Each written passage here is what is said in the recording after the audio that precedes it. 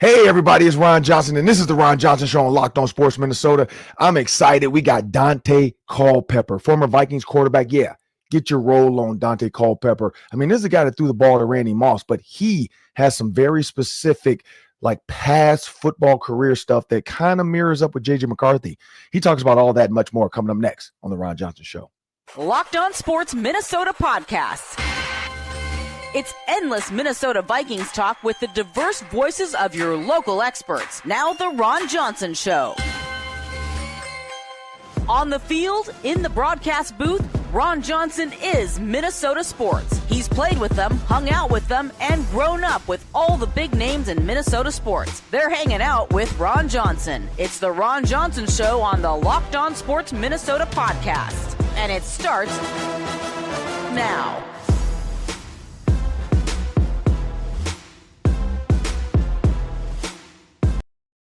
Hey, good people, I'm Ron Johnson. This is the Ron Johnson Show on Locked On Sports Minnesota. That's when everybody know. Today's episode is brought to you by FanDuel. Right now, FanDuel customers get $150 in bonus bets if your first $5 bet wins. So what does that mean? You go onto the app. You play $5. You pick something simple. NBA is gone. You could have bet on the OKC Thunder to win, but that's gone. Maybe check out some other prop bets out there, some WNBA stuff, whatever else is baseball. Find the best baseball team. I'm pretty sure they're going to win because that's usually what happens. But make that first $5 bet on the app. I've done it. It's simple. I bet on the Lakers to beat the Nuggets. It happened.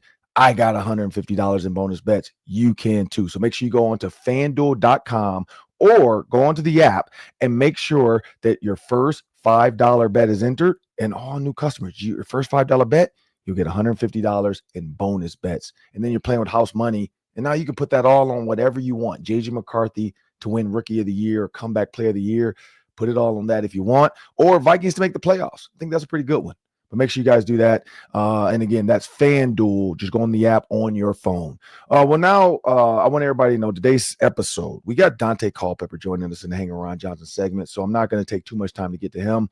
But as I bring my producer to the show, Sam Action, we're going to talk a little Daily 3. We got the Daily 3 coming up after the Culpepper interview as well. But Sam, training camp is right around the corner. I've seen a lot of people tweet this now. NBA is done. Baseball is kind of in full swing, but football is around the corner. July 24th or July 26th, 1 and 2, I think it's 24th. The Minnesota Vikings report to training camp. And then, of course, that weekend is when everybody, so that's the 26th, 27th, 28th, around that. That's when it really gets serious. Everybody's in town.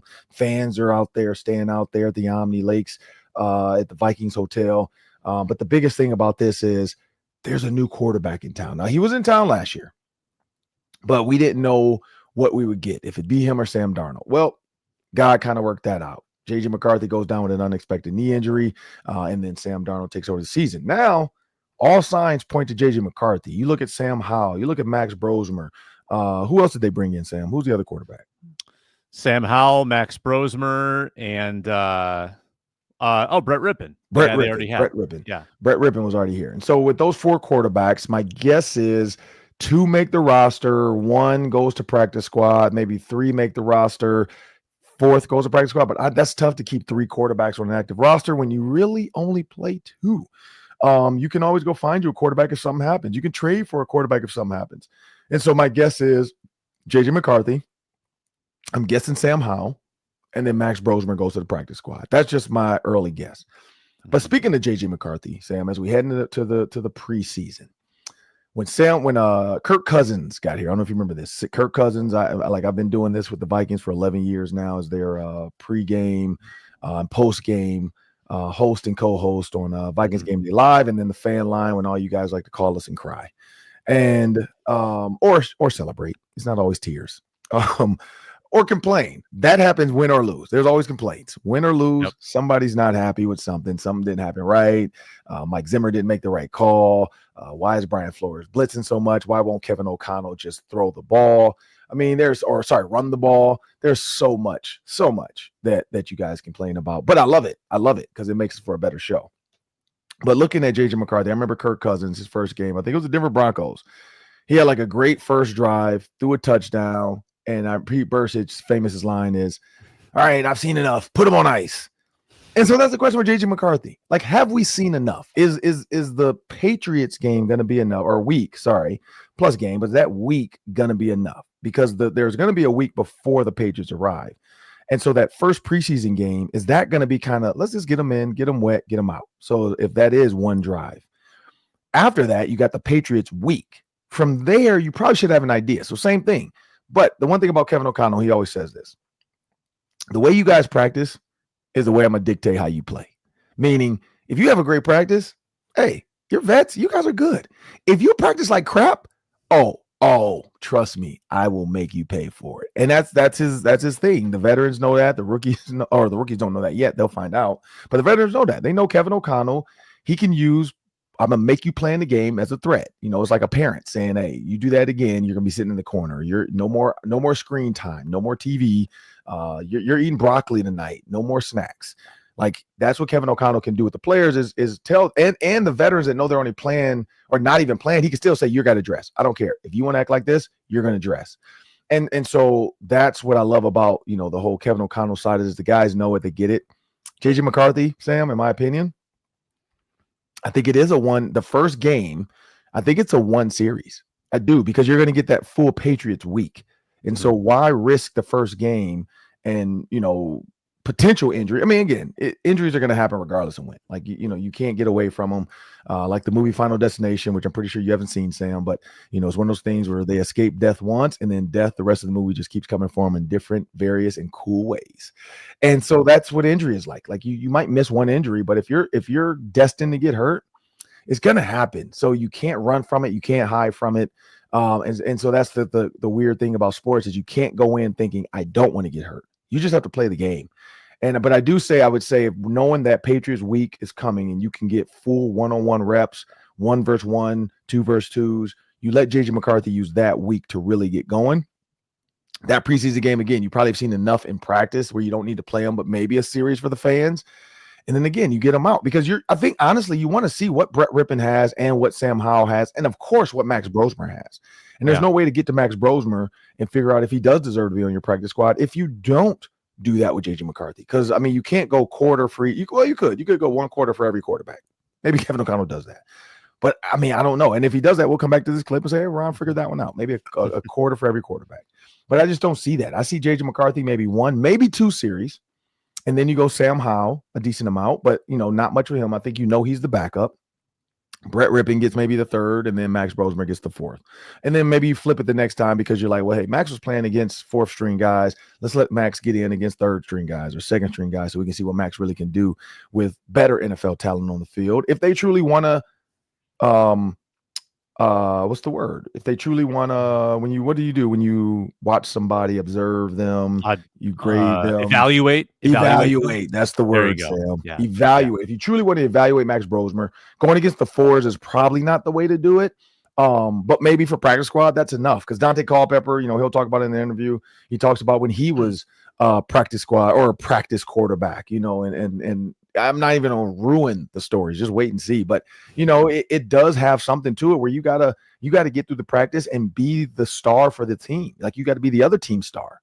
And so that does. So you do want a quarterback that can get that done. You don't want somebody in practice who can't get it done. And then you're trying to like get a look to say, hey, you're gonna be Jordan Love this week. Hey, you're gonna be Caleb Williams. Which Caleb Williams week is probably a fun week. But you're gonna be Caleb Williams this week. Like they're gonna need to know.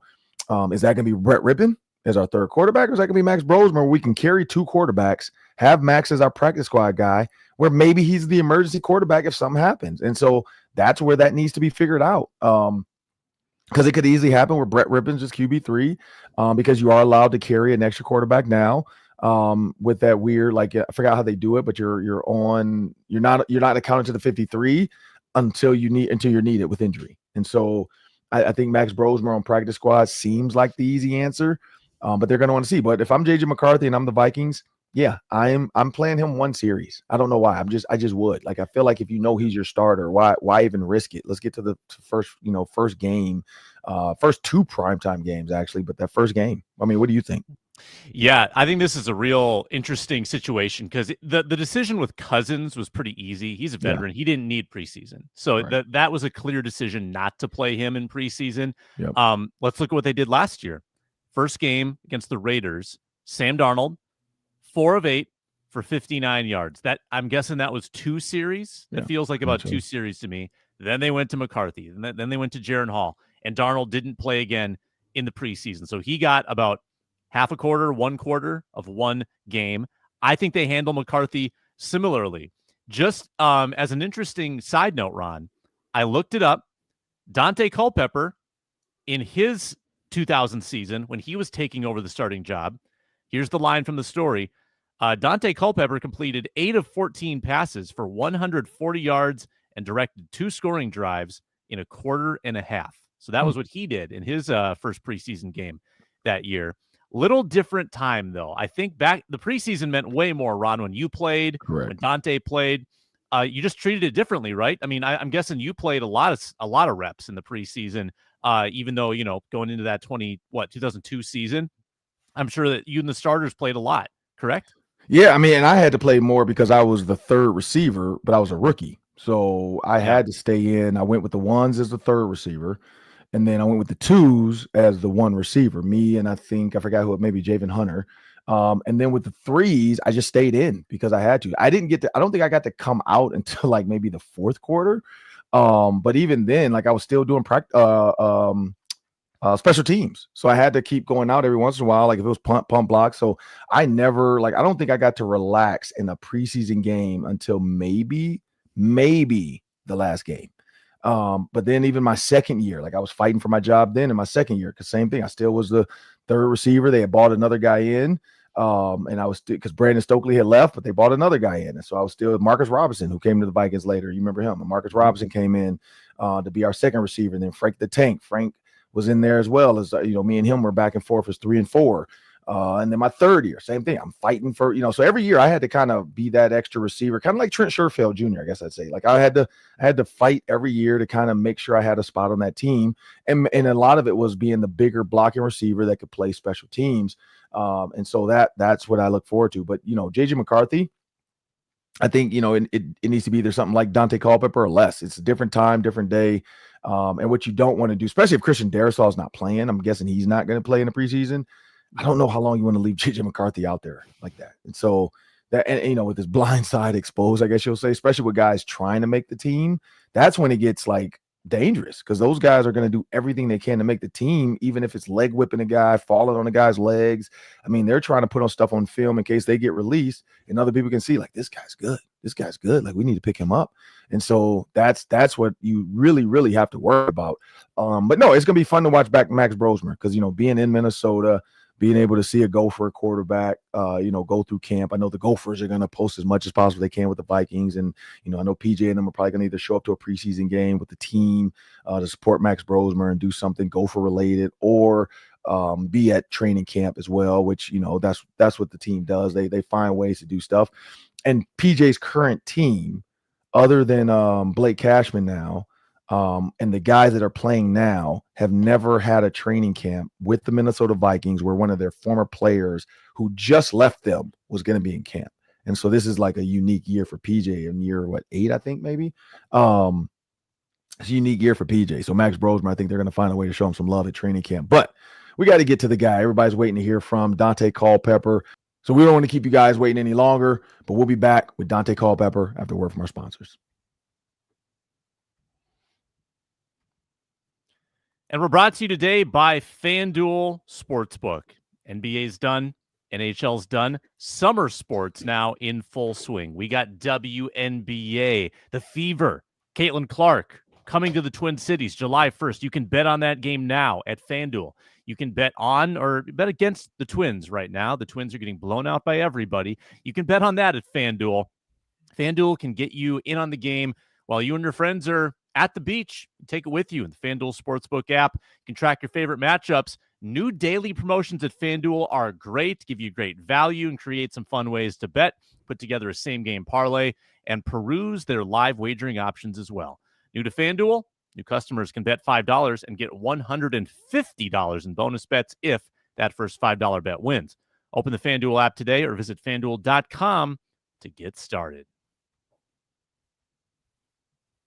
And now it's time for the Hang with Ron Johnson segment. I got Daunte Culpepper joining me, former Vikings quarterback, Vikings legend, and he has so much to say. So make sure you guys stick around. Coming up next, Daunte Culpepper. Well, of course, I got the man, the myth, the legend, Ran into him at the Vikings golf tournament, and I had to make sure we stayed in contact because I know as the season goes this year, Daunte Culpepper will be in Minnesota whenever he can. But whenever you get a chance to talk to guys, I mean, I played at the University of Minnesota from 1998 to 2001, and so I was in college when I saw Daunte Culpepper walk into the state of Minnesota, and then that second year in the league just kind of start taking it by storm. But Daunte, man, I want to thank you for joining me on the Ron Johnson Show, Hanging Ron Johnson segment, Locked On Sports Podcast Network. Question for you to start, man. Like, what has retirement been like for you? Man, first I want to say thank you for having me, Ron.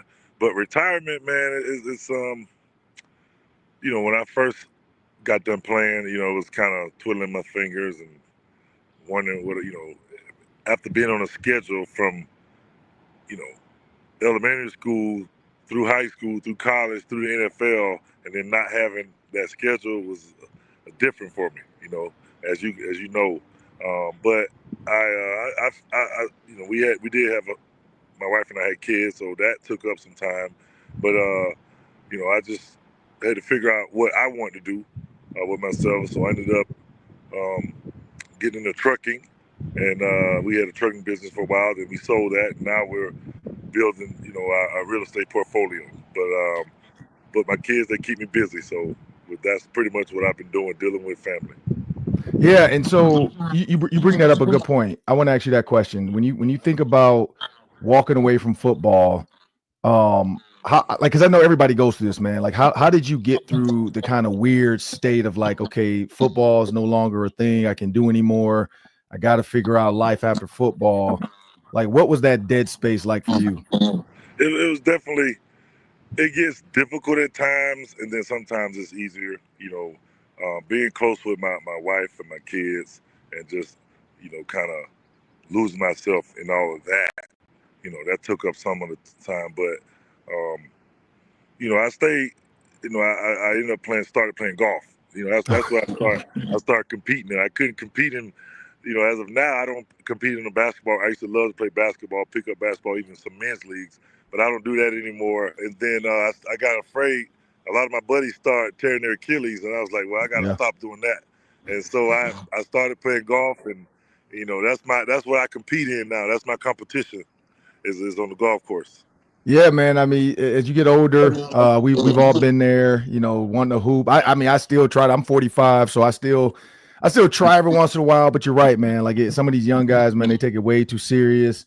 You can't just run up and down and shoot jumpers anymore, because every once in a while, you feel like, all right, I got to take this guy. This guy's killing me. There's no way I'm letting this guy beat me. And, you end up getting hurt. And so I definitely know that. I broke my hand. So I've been played in like 7 to 8 weeks because I broke my hand playing basketball. So I definitely know what you're talking about. It made me rethink getting back out on that court, because I'm like, man, these young dudes is moving fast. They're they big, they quick, and I'm out here just trying to, steal a ball. The dude comes crashing through full speed. I'm like, bruh, like, relax, man. But but when you think about golf, I saw you at the Vikings golf tournament, man. Quinn Jersvig, Kevin O'Connell's wife, and kwesi-adofo-mensah's wife, I had them on the show. And they talked about the family stuff and bringing the guys back and alumni and so on and so forth, man. Like, I know being a part of the alumni and being brought back, man, and being connected to the former players again is a big way to kind of mentally stay in that space of like, life is going to keep going. I'm good to go.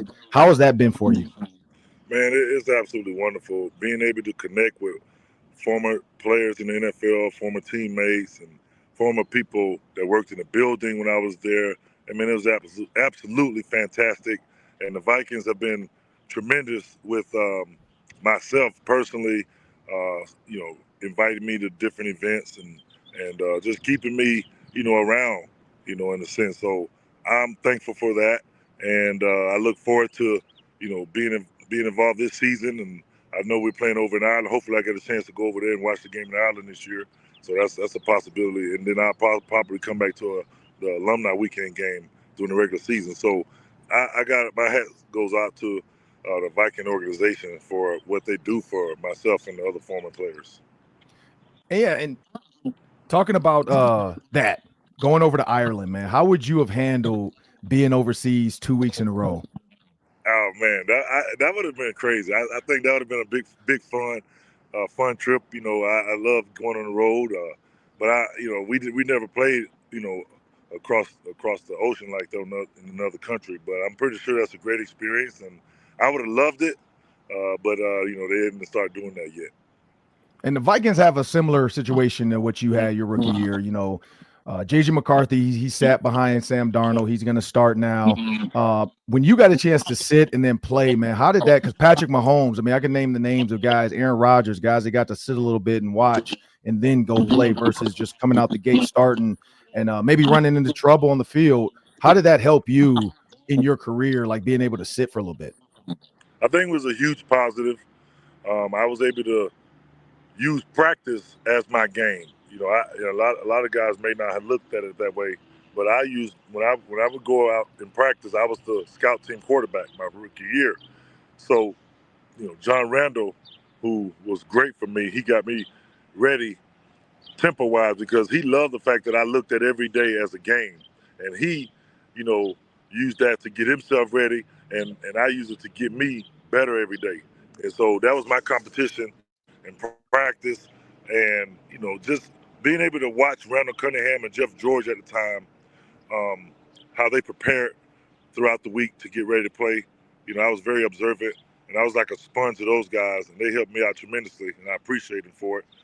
But it definitely, I think it was a positive for me to not have to step out and have the pressure of performing right off the bat. So it was good for me, and I think, and I hope it is going to be good for Jay because I watched him last week, and he looks great.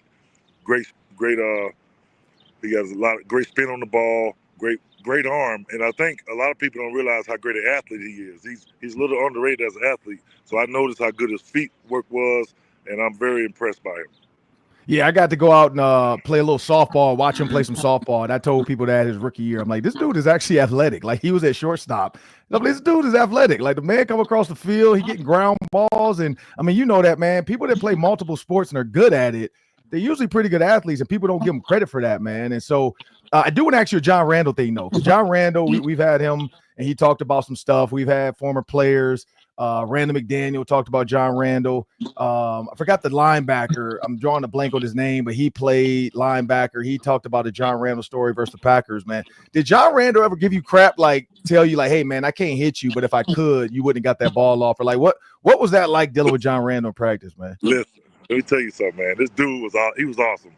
So every day when we go to practice, whatever week, say we were playing the Packers that week, he would call me Brett Favre all week. He wouldn't call me Daunte. I'm Brett Favre. So, and he looked at me that way. So, and in practice, man, this dude he was coming after me, man. And so I had to be on my P's and Q's, man. I had to get out of that pocket fast. But, he got me ready for the tempo of the game. And we competed that way every day. So that week I might have been Brett Favre. The next week I might have been, Peyton Manning, whoever the quarterback was we were playing that week. And he would paint his face for practice, not just the games. He'd come into practice with his face painted and ready to go, man. That dude was a wild man out there, man. I loved it. It was a great thing for me to get ready for football going against him every day.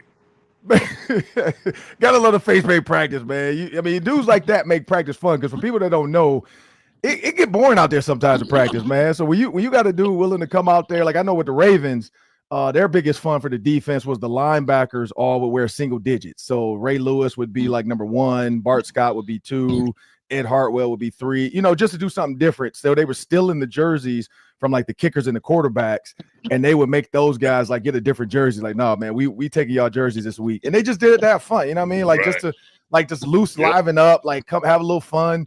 And then just be single digits all week. And it was just something, you know how it go, man. Like, it's just something to get us through the week. Because people don't realize, like, going every day, it's fun. You get paid a lot of money to do it, but it's still a job, and it's hard on your body. And so mentally it's hard on you sometimes. And I think people forget that side of football, man. And when you hear about players, man, what's your advice to players? Because we see Antonio Brown and certain guys, man, like dealing with mental health struggles or whatever. What's your advice to guys out there, man, that might be going through stuff like that? I would say, stay positive as much as you can, and if you need to get help and talk to somebody, don't be afraid to do that. Don't be afraid to do that. Nobody's perfect.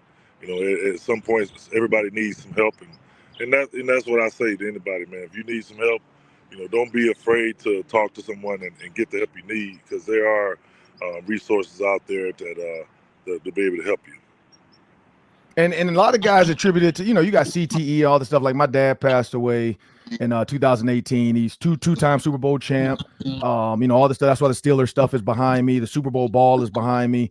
And I remember we had his brain donated to the NFL just to find out. And he did. He had grade 3 CTE, and it was from a concussion that we had no idea he had even had. Because in the 70s, they didn't really tell guys they had concussions, but he was unconscious. And so we found that story out from the Steelers over time. And guys like Mel Blount, I got a chance to talk to Franco Harris, Mean Joe Green, all those guys came to my dad's funeral, Tony Dungy. And so as I'm talking to these guys, they're telling me stories, Jack Lambert, Jack Ham.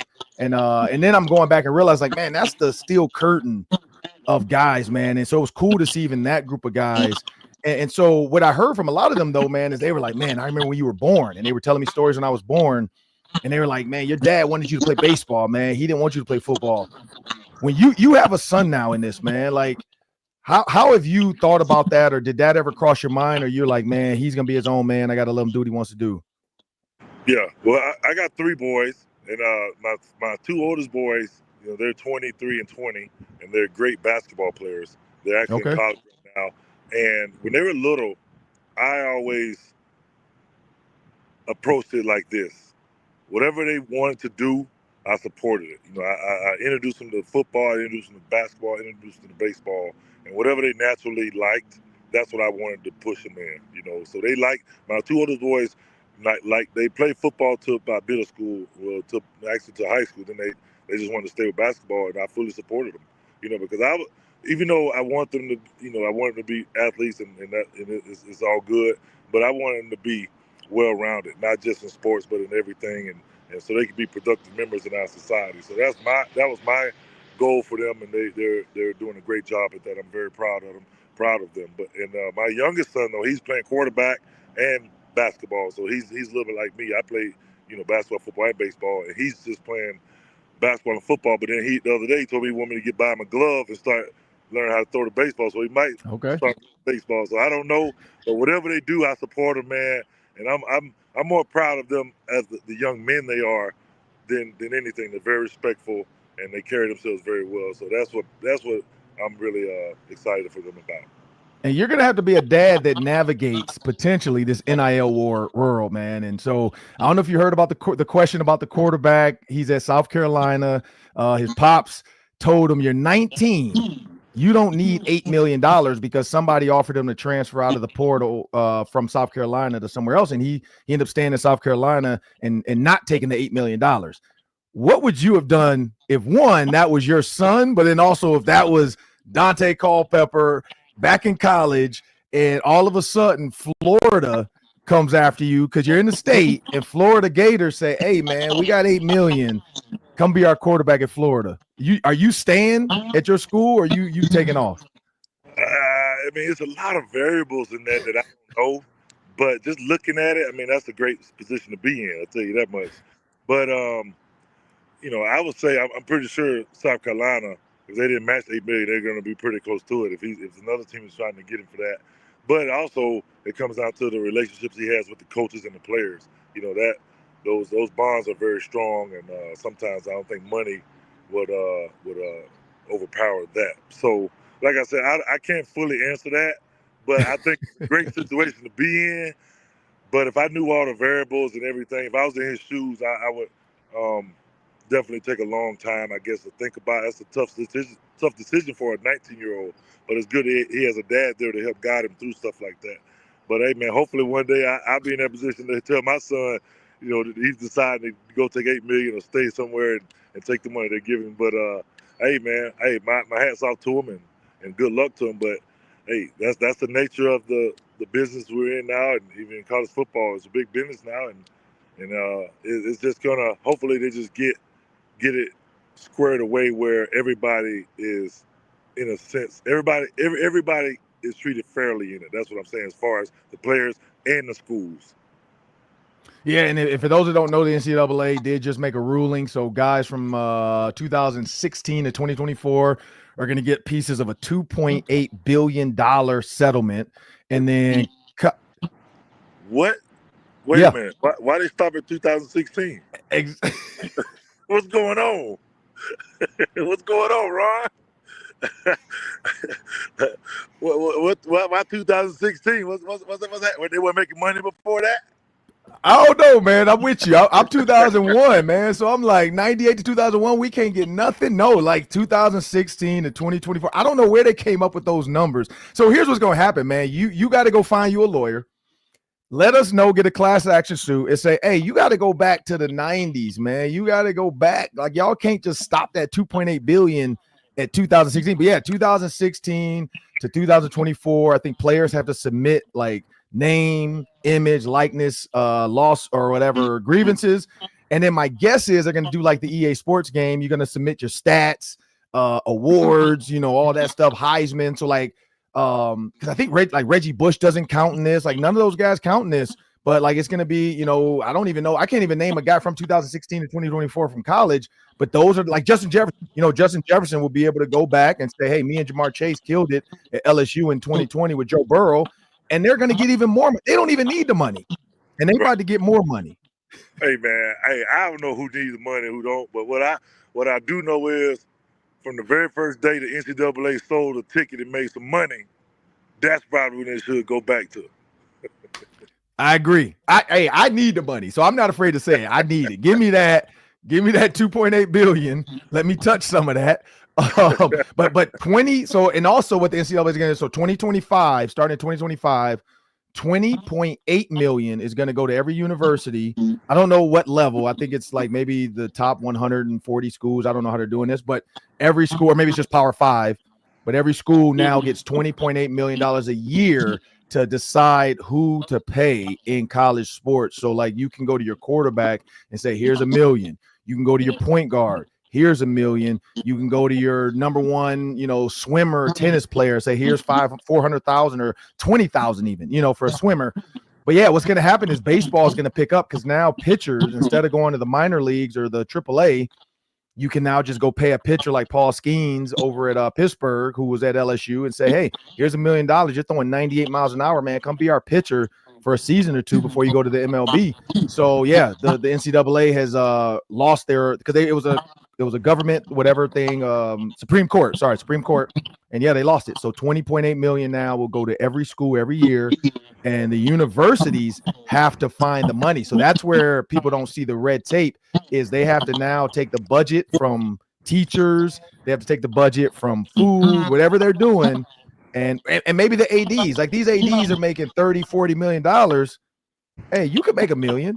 You'll be fine with $1 million. So I think all that's going to come down from the top, and they're going to try to find ways to find that money. But 20.8 million, and they don't have to do it, but they're allowed to give up to $20.8 million now to like get players to be happy and stay at their school. So it's a crazy landscape, man. So you're a dad in it. You're going to have to. I mean, my daughter's only 14, but I know she's in the college showcase this weekend, and so she has one of the fastest times in the country from home to first. And so I know at some point, I just had a conversation with her in my office yesterday, and I'm like, hey, you have the opportunity with your speed to partner with companies that are fast. So whether it's Jimmy John's because they're freaky fast, whether it's Little Caesars because they're hot and ready, I'm like, there's companies that will see your speed and say, hey, let's do a little social media commercial with this girl. And so I've already warned her, like, hey, be careful what you do in the streets, be careful what you say to your friends and teachers.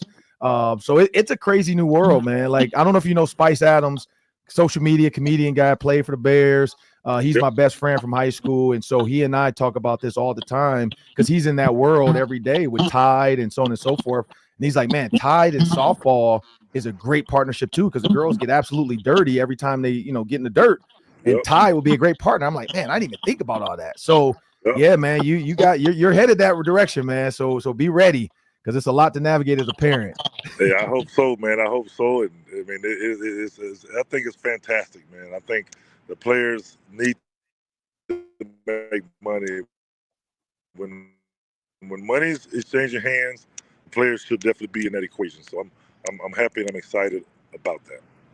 And two more before we get out of here, man. So one, Hail Mary game, man. Randy Moss, you threw a deep ball, throws it over to Mo Williams, man. What was going through your mind when you saw that happen? One, did you realize you threw it short? And then 2, could you believe it happened? First of all, I saw this clip where boss was like, well, I don't think Pep could get here. I could have threw the ball in the end zone. I could have. But I saw the space in the field, so I threw it. I threw him open. You know what I'm saying? I threw. He did what he was supposed to. He came back, caught the ball. But that type of play, people don't know. We did that 500 times in practice over my career. You know, a guy catch the ball and flip it to a running back, or catch it to flip it to the other receiver. Chris Carter was notorious for it, but Randy would do it also. But I never thought he would do it in the game. And then when he did it, you know, it was just amazing. And it goes on as one of the great plays in the history of football. But we would do that kind of stuff in practice all the time. But I could have got the ball to the end zone, man. I threw him open. So he ain't giving you your credit for knowing to put him in the right spot, man. But you know, man, I'm a receiver. So no, I say I'm a receiver, so I know how I go, man. Like sometimes, like we just be saying stuff, man. He didn't even realize like you had a plan for that. Well, that's what it seemed like now. But I'm just glad we were able to make the play. And I was thinking we could get the completion and clock it and kick a field goal, you know. But he saw Mo, he caught it. And the good thing about Mo's always hustling, man. And the thing about football, when you're hustling, good things usually happen when you're around the football. So he caught it, pitched it to him, and the rest was history. And last one, man, All-Century team came out. ESPN just put out an article with the All-Century team. I think the names are great on here. Receivers are Calvin Johnson, Terrell Owens, Justin Jefferson, Randy Moss, Julio Jones, Marvin Harrison. I mean, the only argument I coach for the coach for a little bit, so the only argument I would have is I think you need to go 8 receivers just because of how the NFL is. Like I would have thrown Reggie Wayne in there potentially. Maybe Chris Carter. I mean, like you could, because he did cross over in some of this. But when you think about this one, this is the one that I want to ask you about, man. Priest Holmes, Chris McCaffrey, Derrick Henry. There's no Adrian Peterson. How does that even happen? Where's Marshall Faulk? Where's Marshall Faulk? Like, right. I mean, there's a lot of guys. I mean, it's so many great players, but that's just somebody's opinion, man. You know, that's how, and I respect it. But I mean, my opinion, I don't know if the game has seen a more versatile player than Marshall Faulk. You know what I'm saying? True. And I mean, there's a lot of guys. AP is another one. He definitely, no knock against the guys. Priest Holmes, he was an animal. I mean, those dudes are great top of the line, top running backs in the world. I mean, top athletes in the world. So I'm not mad at it. You know, I see it and I see stuff like that and I smile. You know, I say, okay, I shake my head and I keep going. You know, mine might have been a little different, but I mean, that's his opinion and whoever made that list, and you know, I respect it. Well, I appreciate you for joining me on the Ron Johnson Show, man. I'm Ron Johnson. That's Daunte Culpepper, man. And for those who don't know, keep an eye on it. Daunte Culpepper will be back in town for some of the Vikings games this season, definitely the alumni weekend, hopefully. So make sure you guys stay tuned for that. But we'll be back after a word from our sponsors, and we got the Daily 3 coming up next.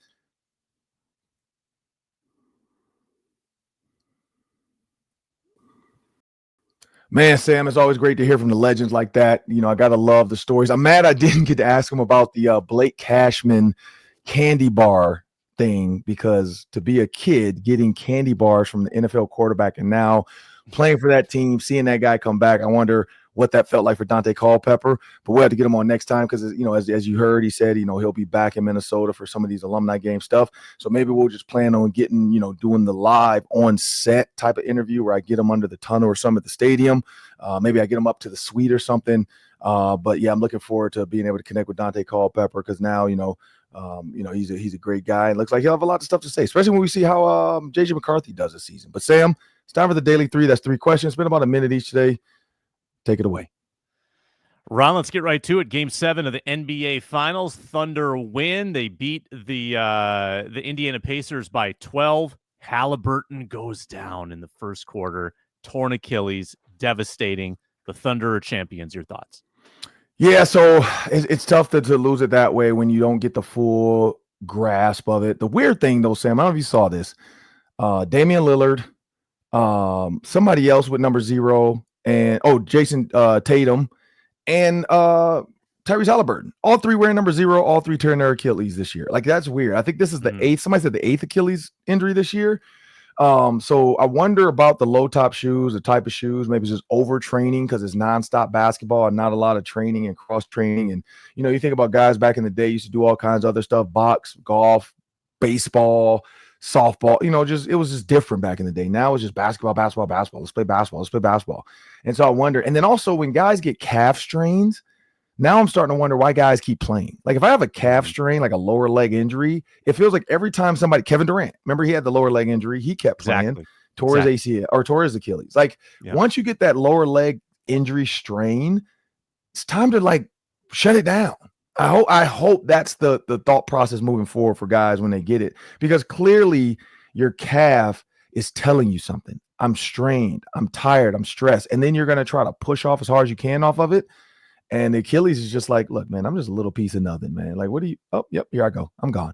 So yeah, it was a tough way to see him go down like that, because that you want everybody full force. Because I think at that point too, it was like 20-22 was a score, and so it was a close game. Pacers led at halftime. It was 1 point lead at halftime, so they were in that game. Defense for OKC though just locked down in the second half. That was insane.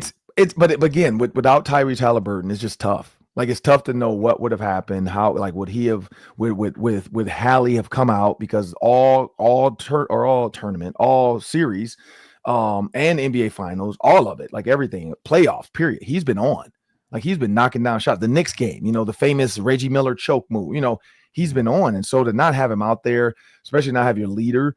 Like imagine the Bulls without Michael Jordan. Imagine the Cavs without LeBron James. Like that's what it was like for them. Like the Bulls would not have won 6 championships if Jordan tore his Achilles in the middle of one of those series. I just don't think so. Tony Kukoc, Pippen, maybe they could have got it done if they already had the lead, but I just don't know if they would have had enough, and the emotional letdown of losing Michael Jordan too. But we've seen Kobe with the Achilles. Like there's just so many people when you think about the Achilles. I hope they get it figured out. But yeah, my reaction to the game is hats off to the Thunder. Shai Gilgeous-Alexander proved all season he was a free throw merchant. The refs allowed him to do it, and it's within the game. Like again, he figured out something within the game to say, look, the minute you touch me, I'm falling, and I'm throwing the ball up, and I got control of my body. And he works it, and it just works for him. But can the Pacers ever get back? That's the tough thing. Can the Timberwolves get there? Because now it looks like Kevin Durant just made the Houston Rockets better. So it's just getting tougher and tougher in the West, and it feels like the East, like maybe Ant and the Timberwolves need to ask for an exemption and be in the East or something, because they're so close to that midline. Yes, like, please. can we get over there to the East? Because Milwaukee, like Wisconsin is only a couple hours this way, and they're in the East. Like, hey, let's go Chicago. Over there. Yeah. Like maybe maybe when Vegas gets a team, maybe Minnesota can go to the East. Like Vegas, you come in and be in the West. Let us go to the East and then put one more team in the West, and we'll shift the Timberwolves over since they're in that midline. But Sam, I don't know, what were your thoughts to it?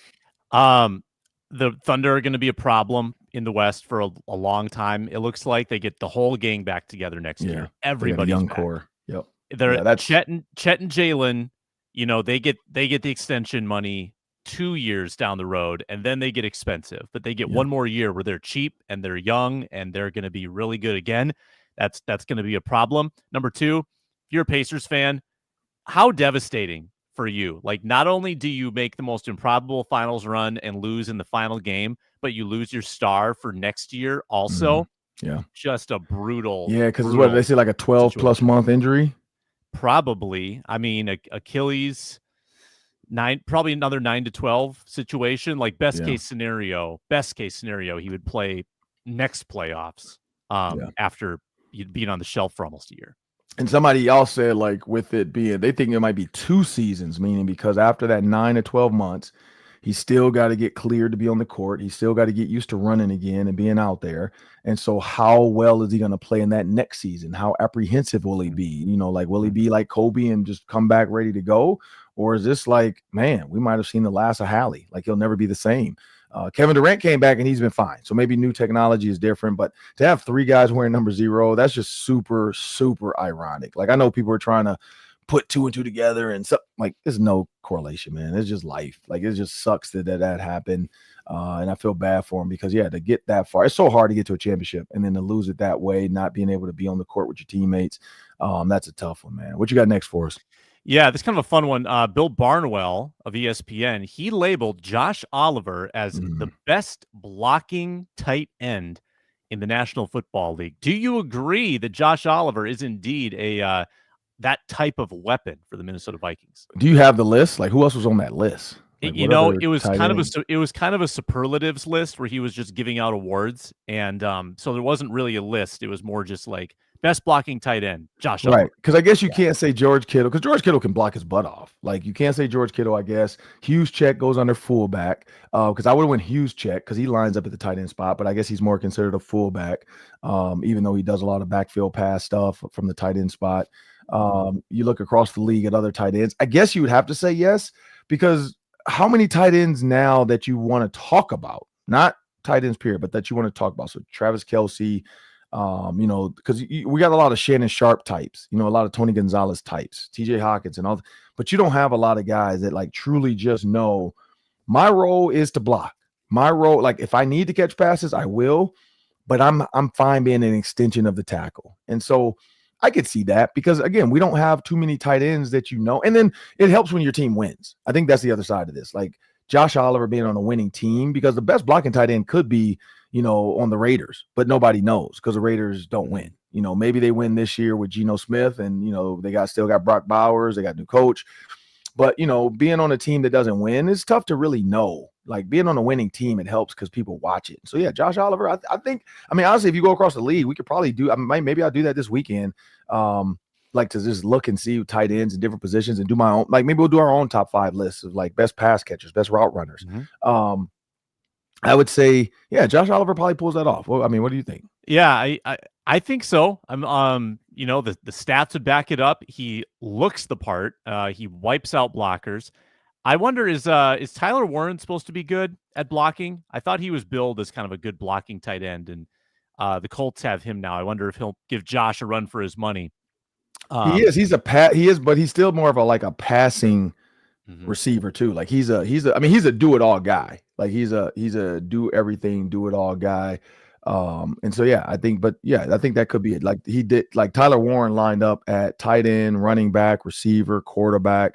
So he's kind of a do it all guy. He's big though too. And so he could be considered that.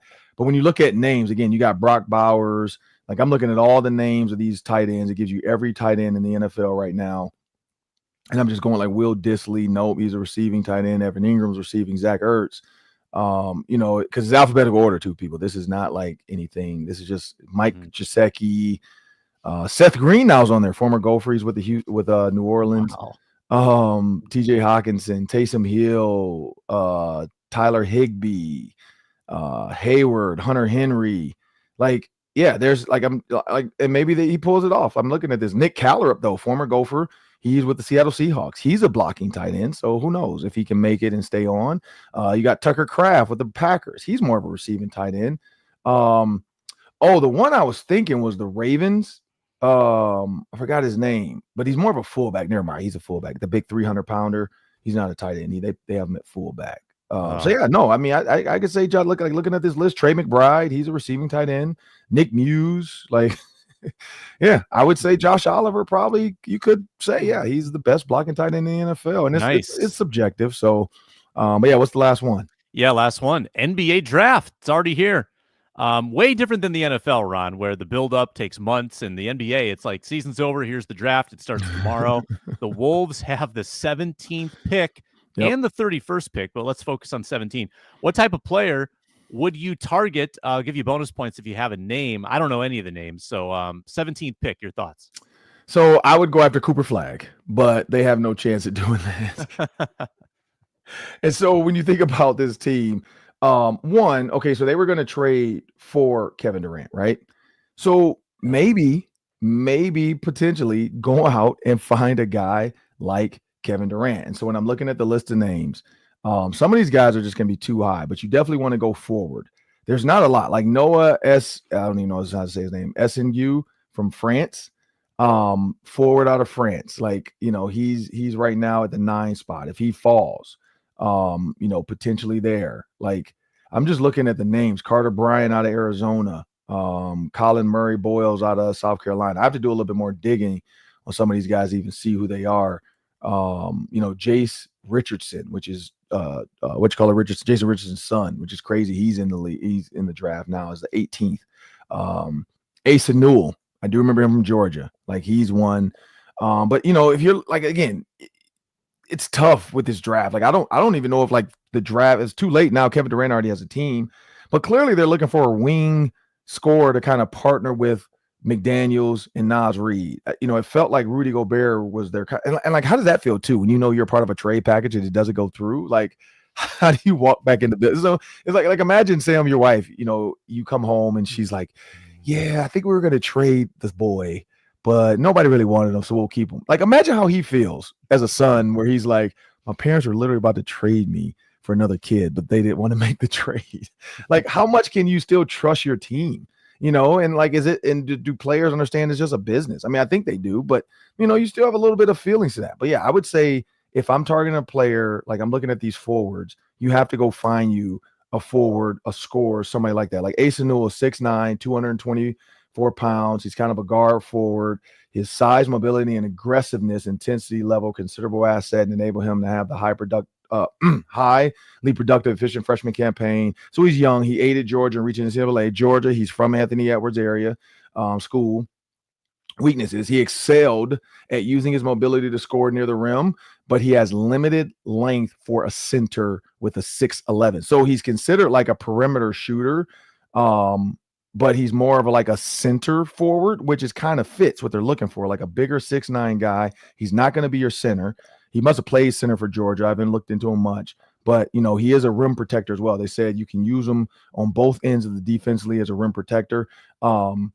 And another weakness, though, is still he needs to develop a full court power forward like presence. Like he needs to be able to understand how to attack on both ends, not just defensively but offensively.